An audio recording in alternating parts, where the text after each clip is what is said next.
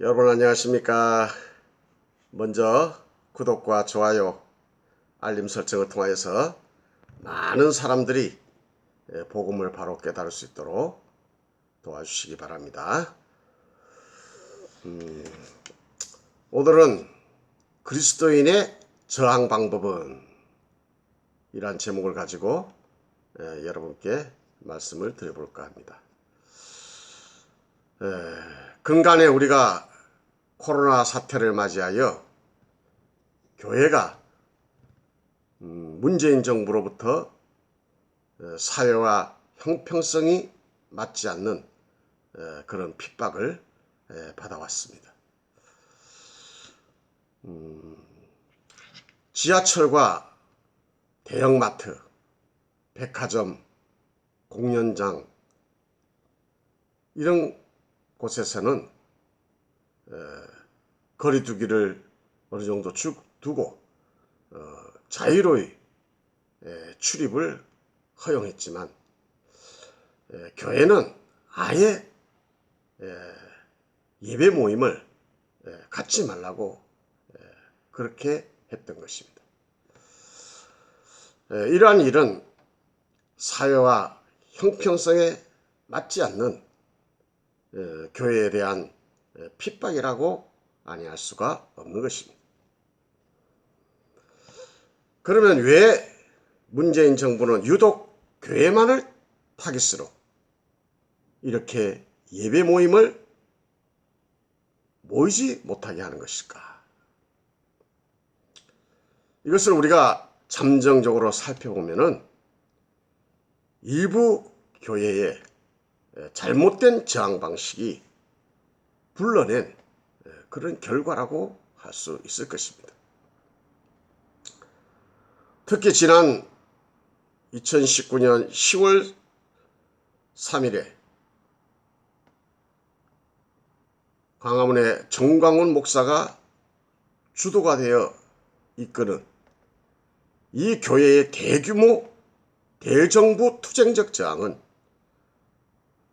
정부에 대한 위협이 되지 않을 수가 없었던 것입니다. 당시 광화문 집회는 사람들이 말하기를 300만 이상의 군중 집회로, 이러한 숫자는 대한민국 역사상 건국 이래 최대의 집회 기록이라고 아니할 수가 없었던 것입니다. 이러한 대규모 투쟁 집회는 문재인 정부에게 위협이 되었고 그 성격 또한 권세자들에게 대한 욕설을 해가면서 권세자들로 하여금 분노를 자아낼 만한 그런 일이 아닐 수가 없었습니다. 그러니 권세자들이 어찌 교회를 고운 시선으로 보겠습니까? 교회가 이렇게 투쟁적 저항을 하니까 정부도 교회를 악의 정치적 집단으로 보아서 교회 예배를 전면적으로 금지시켰던 것입니다. 이러한 화는 일부 교회가 대정부에 대한 잘못된 투쟁적 저항을 함으로 말미암아 전체 교회에 화를 미치게 한 것으로 그렇게 보여집니다. 하나님께서 우리에게 주신 이 복음적 저항은 대정부에 대한 호소적 저항이지 투쟁적 저항이 되어서는 아니 된다는 것입니다. 투쟁적 저항은 세상의 방식이지 교회의 방식이 아닌 것입니다. 우리의 삶과 신앙의 모본 되시는 예수님께서도 권능의 힘이 있으셨지만 우리 예수님은 결코 그 힘을 세상 정부에 사용하지 않았습니다. 예수님께서는 오히려 자신을 죽이려고까지 잡으러 온 병사들에게 제자 베드로가 투쟁적 저항으로 병사의 귀를 잘라버린 것을 우리 예수님께서는 그 귀를 다시 그 병사에게 붙여주시면서 그들의 양심에 호소하였습니다. 너희들이 지금 강도를 잡으러 왔느냐? 나는 강도가 아니야 하면서 그들의 양심에 호소하여 그들로 하여금 심경의 변화를 이끄셨던 것입니다. 뿐만 아니라 우리 예수님의 비유 속에서도 악한 권세자, 악한 재판장과 과부의 이야기를 통하여서 과부의 끈질긴 호소적 저항이 악한 재판장의 심경의 변화로 과부의 소원이 깨끗하게 풀어졌음을 우리에게 가르쳐주고 있습니다.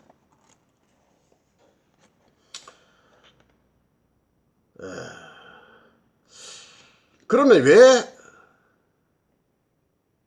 우리가 역사시대마다 이렇게 중간중간에 역사의 중간에 이렇게 교회에 대한 어떤 핍박이 이렇게 일어나게 될까요? 이것은 궁극적으로 볼 때 하나님의 교회가 하나님 앞에 올바른 삶을 살지 못할 때 우리 하나님께서는 역사의 중간중간에 간섭하셔서 하나님의 교회를 섭리로 징계하시는 것입니다.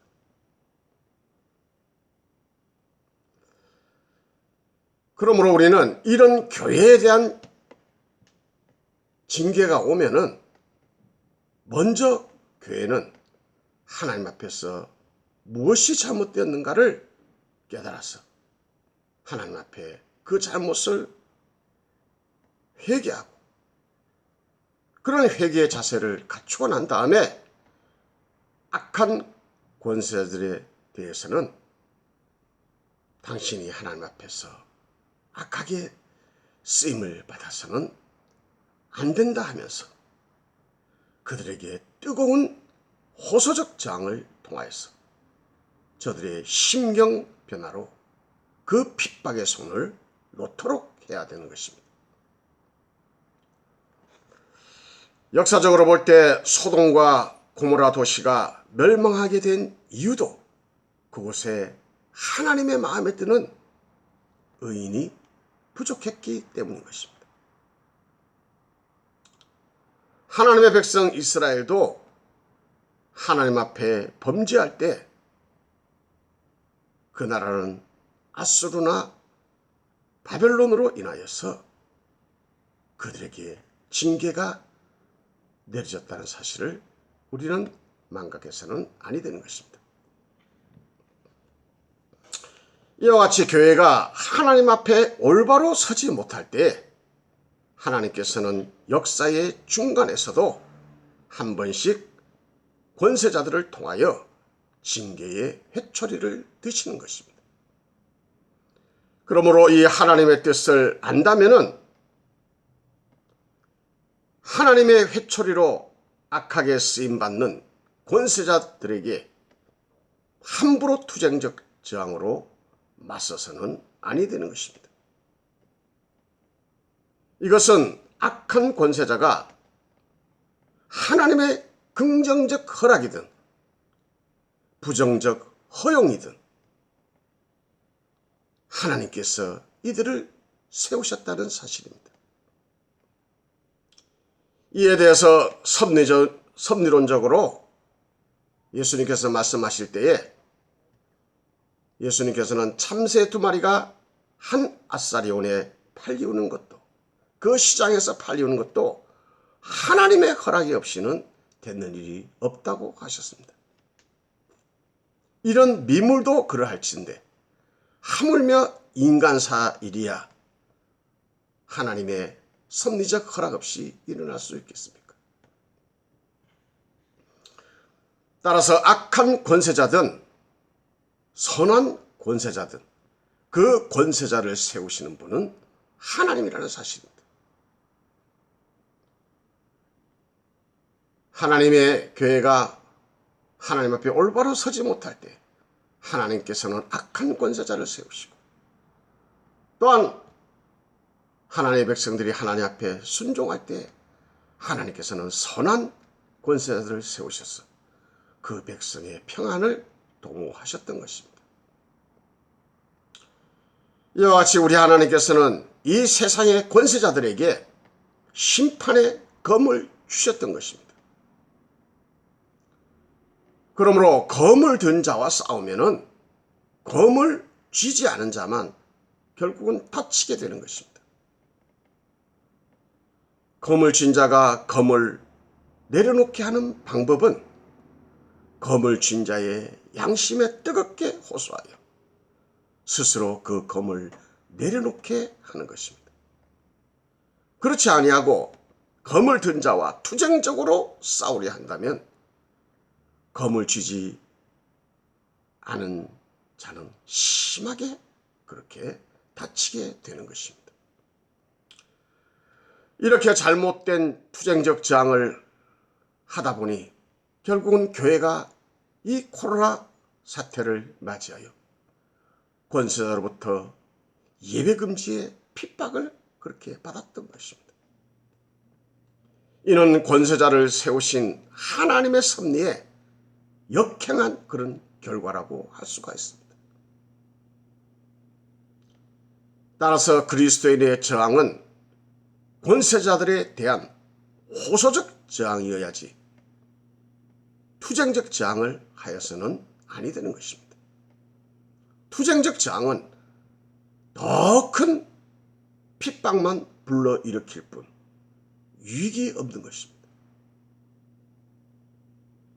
그러므로 교회는 이 사실을 온전히 깨닫고 교회가 잘못된 저항 방식으로 권세자와 다투어서 권세자로부터 다시는 부당한 대우를 받는 일이 없도록 해야 될 것입니다. 감사합니다.